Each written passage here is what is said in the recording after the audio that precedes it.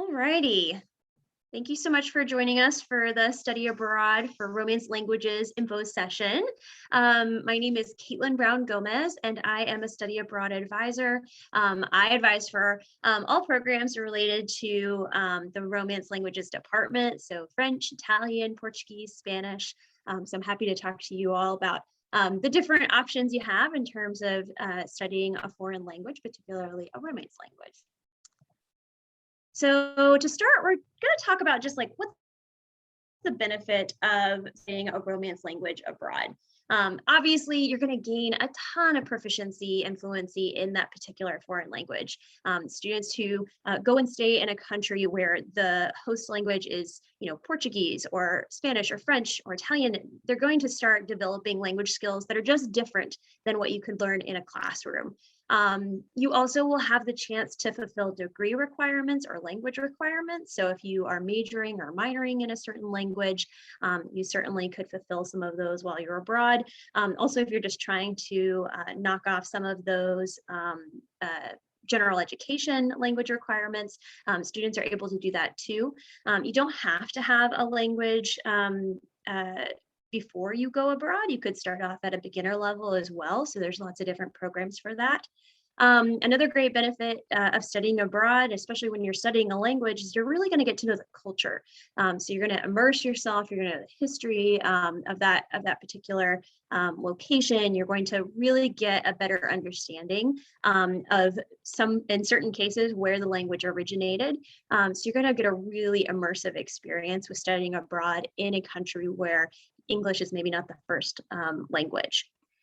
We also hope that when you study abroad, you get some great ideas for your future. So we're hoping that you'll have some ideas to do research projects, maybe some international internships in the future. We hope that maybe you might work or intern or travel in the future to some of these countries. And developing your language skills can really help you feel a lot more confident in doing that in the future. I know I can say that for myself. When I studied abroad in Barcelona my sophomore year at UNC, my language skills were terrible when I first went abroad, but I was able to develop those and really get a little bit more confident in my semester there. And I still am able to use those language skills when I have traveled abroad, particularly for my job in a study abroad role. So it's been really great to be able to lean on some of those skill sets and know that, within a couple of weeks, you're really going to start feeling a lot more comfortable practicing that language in that particular country. So we're going to talk about some recommended programs to start with, and then we will go into some of the more general details about studying abroad and applying. So to kind of begin, we're going to start off with some of our faculty-led programs. So one of the highlighted programs we want to talk about is the UNC Spanish in the Galapagos program. This is offered from Professor Lorna Alves, and she is going to be teaching this program June 17th through July 23rd this coming summer. She's going to teach Spanish 371, so that's studies in Latin American literature, and then also 329, which is Spanish for the professions and community engagement. This is a great program, especially for students that are in the Spanish minor, especially the professions ones where you need that 329 requirement. It's a really good opportunity for students to really practice their language, live with a host family. Lorna is a wonderful professor and will really help the students to become really engaged in the community there as well. Applications are currently open for that program. So November 15th was when they opened. They're due February 10th. The next program we're going to talk about is in Costa Rica. So this is UNC Spanish minor for the professions medical track in Costa Rica. So students on this program will be traveling with Professor Heather Knorr. The program will run from June 12th to July 9th through this coming summer. And the courses that students would take would be Spanish 321, Spanish for the medical professions. That's the first semester of the medical professions courses. And then also I have a transfer credit course that would be Introduction to Latin American Literature, which is a 300 level Spanish course. So Heather Knorr has taught several programs for study abroad before, and she'll be a great support to you as you study on this particular program. Our next program we're going to talk about is UNC Summer Session in Montpellier. And this is in France. So this is a French program more specifically. So we've been focusing a little bit on Spanish, but this program will be in France. Montpellier is actually, it's a program that we've had in the semester terms primarily. So this is the first time we're offering it in the summer. So it will be French 379, which is actually a course taught in English. So it's Environment, Society, and Public Policy in Southern France. So it's certainly kind of a different focus than French language specifically, but there will be a French language course, and it will basically be available to students at any level. So you do not have to have a language requirement prior to attending this program.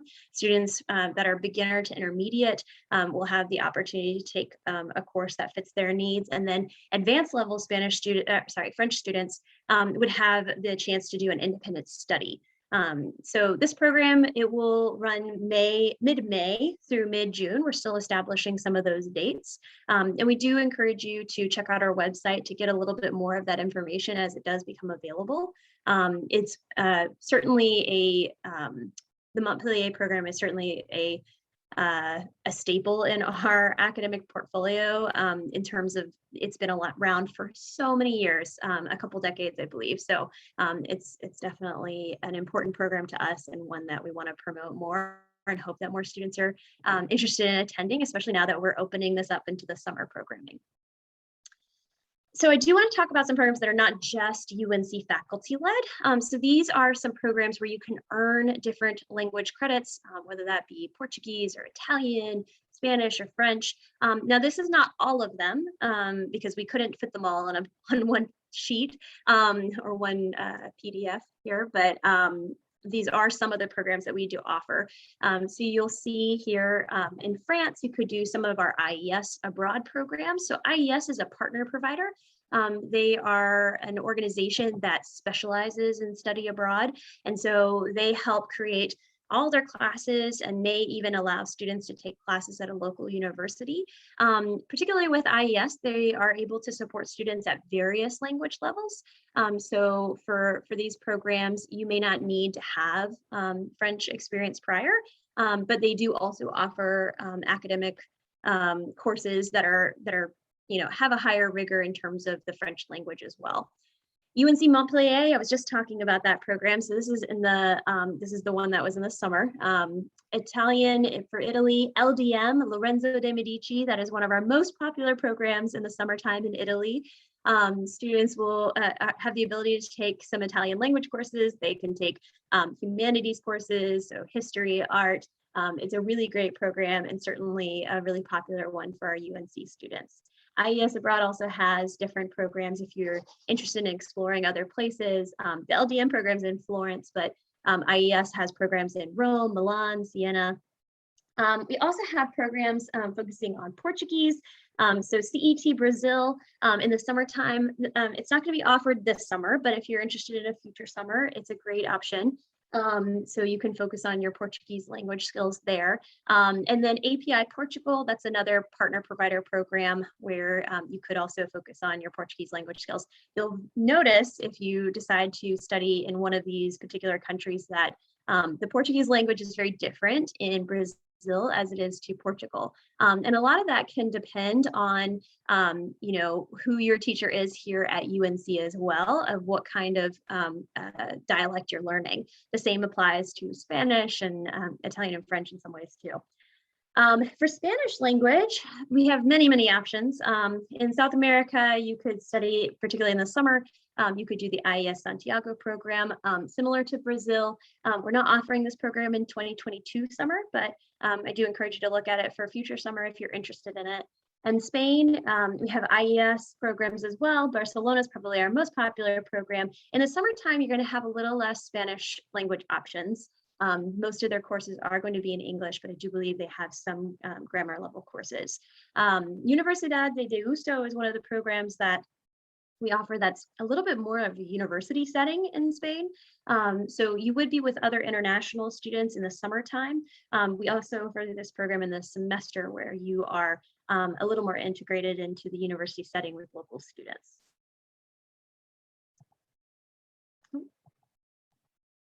All right, and so the semester semester programs, UNC Montpellier, one I mentioned before, for the semester, you do have to have some language proficiency. So French 300 or 301 is required for that particular program. With Sciences Po, this is a university exchange. So that program is in Paris. It is a little bit more competitive because there's only a certain amount of spots we can send students on that particular program, but it's a really wonderful opportunity if you do want to apply to that and apply for different types of academic offerings, not just French language focused. NC in Paris is a program that we run in collaboration with UNC Wilmington, which is really great. And then IES abroad, multiple locations, as I mentioned before. In Italy for the semester, Università Cattolica, which is located in Milan, is one of our direct enrolled programs. It's really great for students who do want to learn Italian language, but also are interested in maybe international business, global studies. Those are a really good focus for students interested in that program. Lorenzo de' Medici, again, one of our most popular programs in Italy for the semester as well. And IES also has programs here. Another program, Bologna Consortial Studies. This is located in Bologna, and that's a great program as well if you're looking for language study or humanities focused studies. Portuguese. So one of the highlighted programs I mentioned here is the university. So Pontificia Universidade Católica de Rio de Janeiro. So this is a university where you are the exchange student and would be taking classes with local students. It's a very independent experience. We won't be offering this in 2022, but I do encourage you to look at it for the future. Portuguese as well for API Portugal. Students don't have to have a language level requirement prior to attending that particular program. So it's great for any level. For Spanish, so many different places. Unfortunately, the majority of South America is not going to be open for this 2022 academic year, but we hope to be offering that in 2023. So you'll see a couple of universities or options in Argentina and Chile. One place that we will be having some academic offerings in South America will be Ecuador, and that's Universidad San Francisco de Quito. And students only have to have 4 semesters of Spanish to participate on that university program. They do offer some classes in English and in Spanish. In Spain, we have IES abroad, multiple locations, Barcelona, Granada, Salamanca, Madrid. So you could choose what city you would be most interested in living in for that semester. Universidad de Deusto is one of the ones that I mentioned previously. So in the semester term, you can take classes with local students.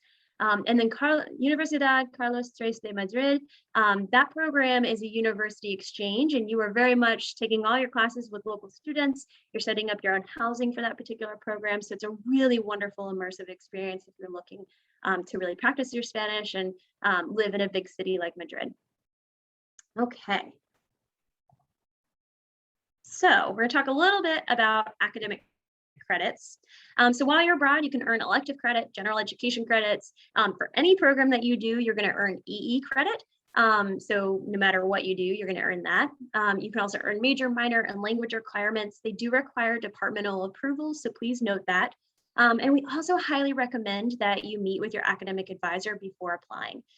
So the reason you would want to do that is to talk about your academic plan at Carolina and what things you need to accomplish while you're abroad to stay on track. So it's a good idea to meet with them as soon as possible. So there are a list of pre-approved courses you can check out. So a lot of our departments, especially in Romance Languages department, they have really put a lot of work into getting some courses pre-approved so you know what could count before you go. This isn't for every program and isn't for every course. This is just something that as we have students going abroad, they review courses and we add this to the list of pre-approved courses. So every term we're adding more because more students are taking different classes that get added to the list. So do want you to take a look at that if you have some time to do that. Yeah, so definitely go visit our Academics Abroad on our website. There's so much crucial information that I highly recommend you take some time to review. Program costs. So each program can be a little bit different depending on what you're looking for. So, when I've mentioned being an exchange student, with an exchange program, you're switching spots with a student from another university, which means that you're paying UNC tuition to go there and they're paying their tuition to come to UNC. So in some cases, it could be really comparable to your costs here at UNC. You will note that that the cost of living in Madrid, which is the biggest city in Spain, is going to be very different than living in Chapel Hill. So some of the costs you may see be a little bit higher depending on the city you're going to live in. With each program, there's just a little bit of variation on the costs for the program, because they also might have additional supports they provide. They might do excursions with you. So you do want to look at the cost of the programs as you're going through each one. One of the ways that we try to give you some additional support is that we have a wonderful colleague named Sharon Beers. She is our Assistant Director for Financial Aid in our study abroad office. And what she can do is she can look at, if you receive financial aid, she can look at the cost of your program, and she can also look at how much your financial aid would cover for your particular program. And so then she could say, okay, you may have X amount of dollars you need to pay out of pocket, or you need to find in scholarship funds. So I do recommend, if you have some concerns about funding your study abroad program, and you do have financial aid, that you meet maybe with Sharon Beers, or you send her an email, and she can kind of give you an idea of what the cost for the program would look like. So if you are studying abroad during a semester, your financial aid will typically follow you during the semester. In the summertime, it's a little bit different because you typically don't receive financial aid in the summer. Students that are Pell Grant recipients may be eligible for certain types of grants during the summertime, but that's something you could talk with Sharon Beers about as well. So let's talk about how to apply. So we've kind of got your run of the list of things you got to do before you go. So attend a Study Abroad 101. You're kind of doing that right now, honestly. Majority of the things that we're talking about is Study Abroad 101. You also want to research the program and the types of credits you could earn, the things we just talked about. You may want to meet with a Study Abroad advisor, so that's me. So you're welcome to meet with me or talk with me via email if you have questions. You want to complete your Heels Abroad application. So if you're applying for summer or fall 2022, your application's open right now. So you could go ahead and start your application. It's due February 10th. To complete the host institution application. For some programs, you might have to apply to the host as well. So earlier I was talking about Universidad San Francisco de Quito in Ecuador. That program, students have to apply for the Heels Abroad application, but they also need to apply to the university. It's kind of a two-step process, and that's the case for most programs. UNC faculty-led programs don't typically have that requirement. You'll need to sign your study abroad contract after you've been accepted to the program. This is just saying that you agree to participate on the program. So noting that right there, applying to the program does not commit you to the program. So you're just putting your hat in the ring to be considered for the program. And if you're accepted, you'll then be given the chance to kind of think a little bit about whether or not you want to move forward. And then you'll have to sign and say, yes, I want to move forward with this program. And then the final thing before you go is you're going to attend a pre-departure orientation that's going to help you get prepared for going abroad. All right. Okay. So I'm going to move on. I saw I had a question, but I'm going to, I'll probably save questions until the end just to make sure I don't have time to cover everything, and I might cover that answer as we go through here. So what's on an application? So, your application for UNC, it typically includes your transcript, unofficial or official, some short answer questions, maybe. You will have to pay a $50 application fee, which you can pay with your one card or with a check. And you'll have to sign some disclaimers and waivers as you go through the application process. On the host program website, you might have some additional things as well, but those should be pretty well outlined on the host program's website too. Application cycles. I've been talking about the summer and fall cycle this year. Again, it opens November 15th, yesterday, and closes February 10th. It's not a first come, first serve sort of thing. So, you work on your application over the winter break, that's perfectly fine. Come back to campus when the semester starts, have questions, you can meet with us, and then submit your application by the February 10th deadline. For spring, applications will open up over the summer. Typically, this is around July 1st. We kind of made some adjustments this last year, so I'm thinking we wrote over the summer because it might be a little bit vague. So summertime is when your application will open up, but the main thing for you to know is that your application is due September 10th. So that is one thing to kind of focus on. You can only apply for one program at a time, so make sure you choose the program you're most interested in. And I mentioned the thing down here about applying is not committing. Now, the one thing one program at a time, I know that can stress some students out. Our goal is to help you go abroad. It's not to prevent you from going abroad. So if for some reason you don't get into your first option, then we will try to work with you to see if there is a second option available that you would be interested in going to. So our goal is to try to help you figure out what the next steps are. I recommend checking out our website. You probably found out about this Study Abroad Week on our website, but there's tons of resources on there. That's where you're going to find that section on academics, which is super important. There's also a section on cost and funding, which has some additional scholarship opportunities if you're exploring scholarships outside of our office. I don't think I mentioned it earlier, but when you apply for a program through our office, there is going to be a section in your application that says, do you want to be considered for study abroad scholarships? So you can say yes or no in there, and then we will evaluate that. But there are also many other scholarships outside of our office. So I would recommend checking out our website to see the section that's called other funding sources. And that might be a good section to check out. So our study abroad website is the place where you'll find a lot of like our content of just general study abroad info, but our Heels Abroad portal is where you're going to apply for your actual programs. And so that's where you're going to find the program details. It's where you're going to find your applications. It's where you're going to essentially apply. So make sure to kind of note there are two different websites for yourself. When you're searching for a program, you can see here, if you actually click on the advanced search feature, you'll get a lot more information here of what to click on. Sometimes I have students that really want to study in Italy, but they don't have the language skill set to maybe take classes in Italian. And so what I might do, and you can't see it quite on this screen, but under parameters, there's a section that says, is there a language prerequisite? Yes, no. And so if you say no, then it will search only the programs where there isn't a language prerequisite. So you could attend a program in Italy and maybe take Italian as a beginner language learner. Okay, health and safety. So obviously we've all become very aware of the impacts of COVID-19.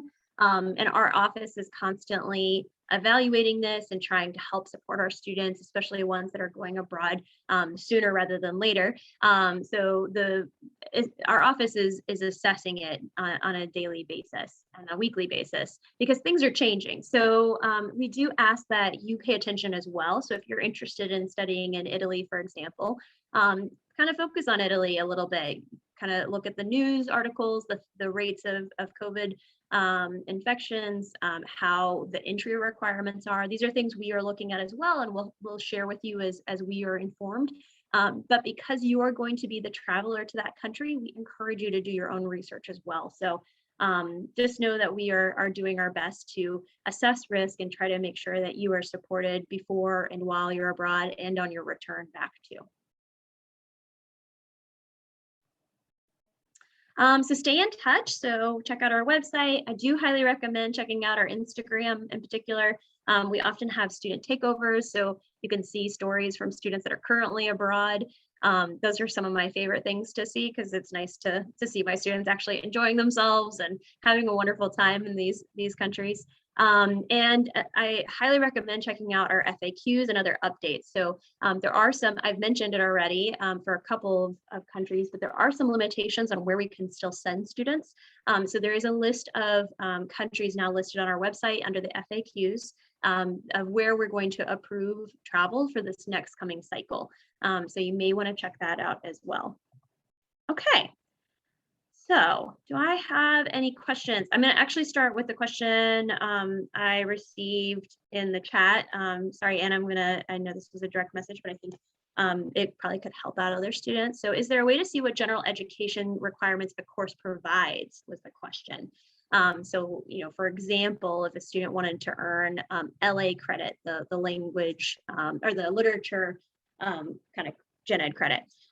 Yes, so when you go to the section on our website with the pre-approvals, you could see, okay, is this a literature course? Okay, it counts as maybe I'm going to make up something, but let's say it's Spanish literature, and it counts as that at UNC. If Spanish literature at UNC counts as in LA, and that course got the equivalent of what, Spanish 371, maybe I think is what that is, then that course will carry the LA credit. There's also sometimes where a student could take a course and it doesn't have an equivalency at UNC, and that's okay. We hope you take classes that are different from what's offered at UNC. So what happens is the course gets evaluated, maybe it doesn't fit a specific department, and so then what our office will do is we will review it and see if it counts as just a gen ed. And so when you're looking at that list of courses, you might see these courses that have been approved by the Study Abroad Office, SAO, as Gen 147, and it might be a little confusing of what that means, but there's actually a gen ed guide up at the very top of the pre-approved list that can help you understand what Gen 147 counts as, because it has a specific gen ed associated with it. So yeah, okay. All right, thanks everyone for adding your questions into the chat. I can see some are sending me just direct messages, so I'm going to read them out loud just because I think it's a little bit helpful for everybody. Could you speak more about the exchange programs? So I mentioned earlier about the exchange programs. This is where you are the international student at a university. It is very independent experience. You're very autonomous. So just like coming to UNC, you're very experienced with this.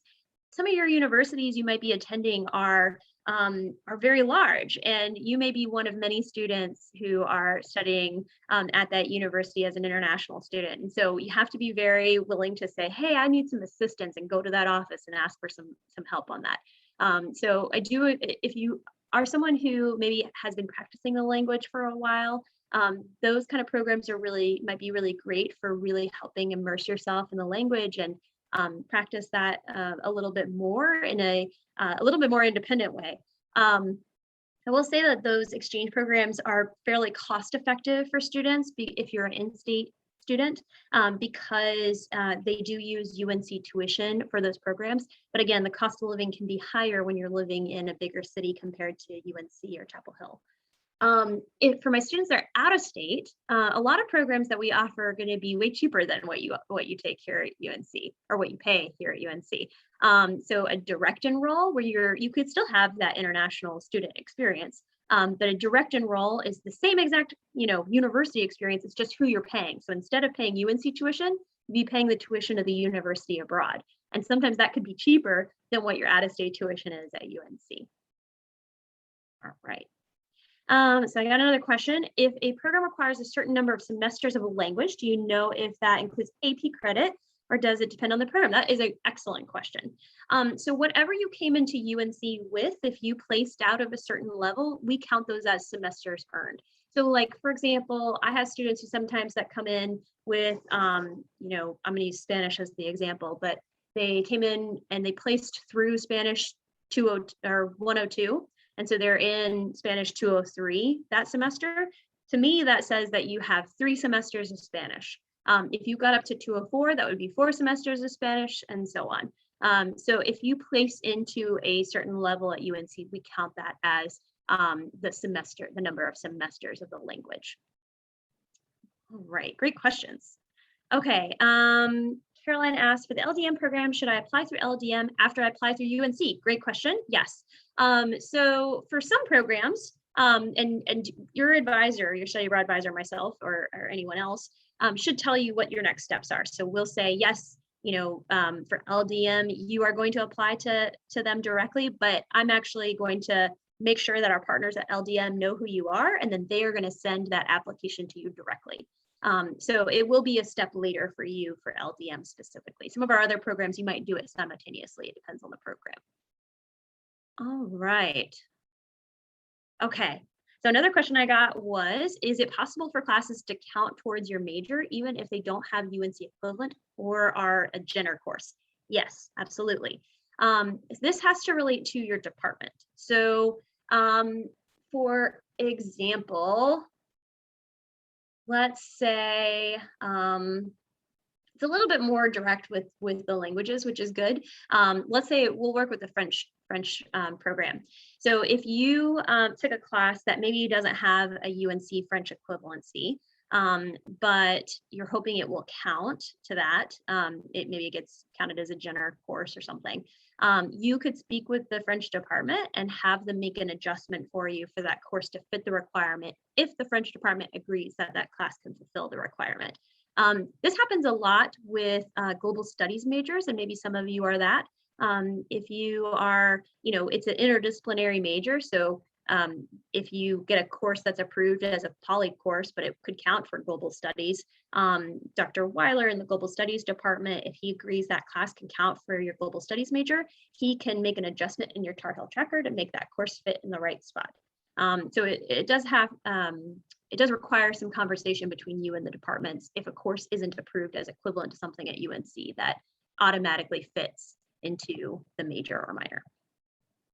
Okay, these are great questions. Oh, good question. Okay, so someone asked about the UNC and Sevilla program, if it's going to be offered this summer for students who aren't Spanish for the Professions minors. Unfortunately not. We actually had to change, we're in the process of adjusting our partnership with the host program. And so it's taking a little bit longer administratively.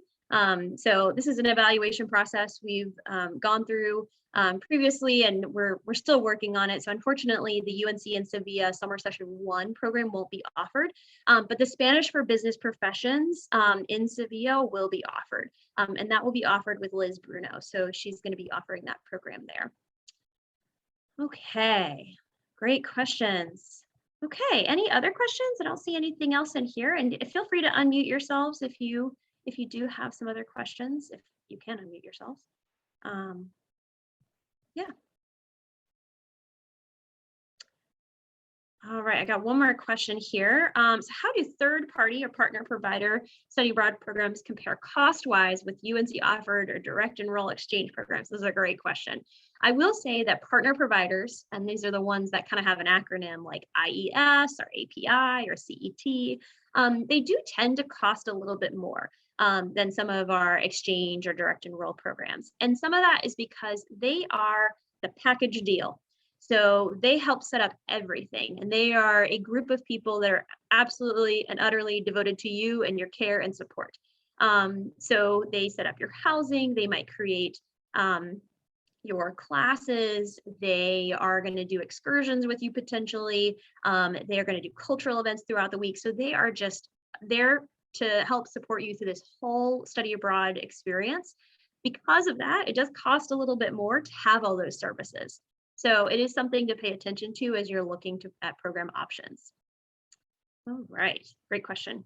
Okay, another question I had was, how do living situations work for Sevilla specifically? So for the Spanish for Business Professions program, that most likely will be homestays. I think they're still trying to figure out their next detail steps for that particular program, but in previous years it has been homestays. And once we have the full details on how the Business Professions program will be run, we will make sure to update that on the brochure page. So make sure to keep your eyes peeled for that. If you've applied for the program and there are any significant updates, we will make sure to send you some notification of those as well. Okay. Oh, good. You guys have some great questions. Thank you for sending these to me. So the next question I have is, how many classes do you usually take during a summer session? Yeah, so it kind of varies depending on the program. I would say the majority of students end up taking 2 classes for the summer session. And it might be in summer session 1 or in summer session 2, or it might overlap between the 2 summer sessions. So like, for example, the one in the Galapagos and in Costa Rica, I think the dates may overlap with summer session 1 and summer session 2, if I'm correct. So, you would be taking 2 classes, but just for the full summer, essentially. Okay. All right, so how do you apply for the program? If you go to the brochure page for the program you're looking for, so like, for example, if you wanted to apply for the UNC in Montpellier program for summer, you would go to the brochure page on the Heels Abroad, heelsabroad.unc.edu, and search for the Montpellier program. And then you would see there's a button there that says apply now. And so if that button is there, you're able to apply for that program. And all programs that are running in summer 2022 should have that button available. If it does not have a button, it means that we're not going to be running it in summer 2022. Great questions, everyone. Anyone else? Any other questions?